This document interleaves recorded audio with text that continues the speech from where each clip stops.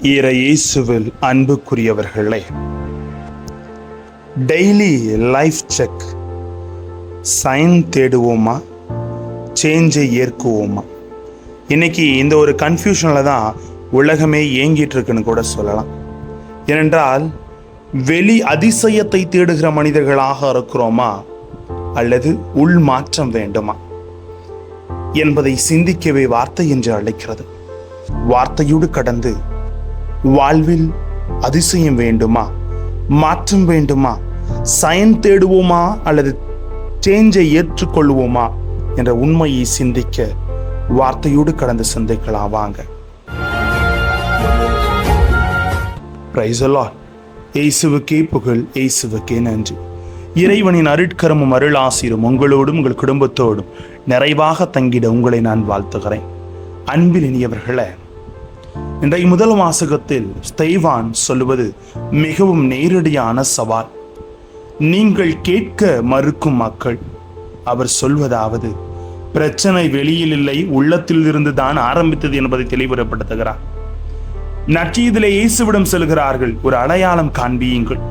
அவர்களுக்கு தேவையானது அப்பம். ஆனால் இயேசு சொல்லுகிறார், நான் தான் உயிருள்ள அப்பம், அதாவது வாழ்க்கையை மாற்றும் உறவு தான் முக்கியம் என்பதை தெளிவுபடுத்துகிறார்.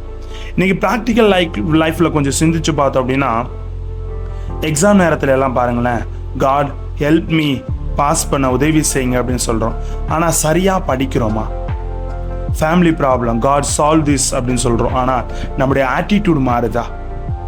ஒர்க் லைஃப்ல காட் பிளஸ் மை ஜாப் அப்படின்னு கேட்குறாங்க. ஆனால் அந்த ஒர்க்ல டிசிப்ளின் இருக்குதா?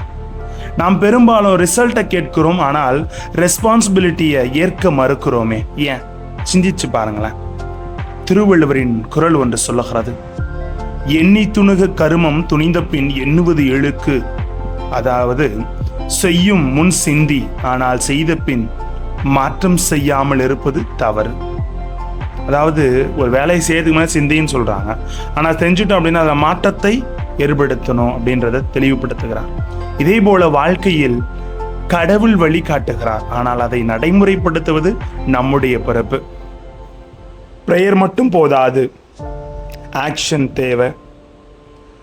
ஃபெய்த் மட்டும் போதாது, சேஞ்ச் தேவை அப்படின்னு சொல்றார். சைன் தேடும் வாழ்க்கையை விட ஸ்டெப் எடுக்கும் வாழ்க்கையை தேர்வு செய்வோம். அப்போதுதான் உயிருள்ள அப்பம் நம்மை உண்மையாக நிறைவு செய்யும் என்பதை வார்த்தையும் இன்று நமக்கு தெளிவாகவே எடுத்து கூறுகிறது. ஆக நமது வாழ்க்கையிலே இறைவன் தெளிவாக உணர்த்துகிறார். ஒரு மாறுபட்ட கண்ணோட்டம் என்னன்னா, நாம் கடவுளிடம் ஏதாவது செய்து காட்டுங்கள் என்று கேட்கிறோம். ஆனால் கடவுள் கேட்பது, நீங்கள் உங்கள் உள்ளத்தை மாற்ற தயாரா? கேட்பினை கேளாது ஒழுங்கின் அதுவினை ஒட்பினை ஓடும் அழிவு. சொல்லப்படும் நல்ல அறிவுரையை ஏற்காமல் நடந்தால் அழிவு நம்மை தேடி வரும்.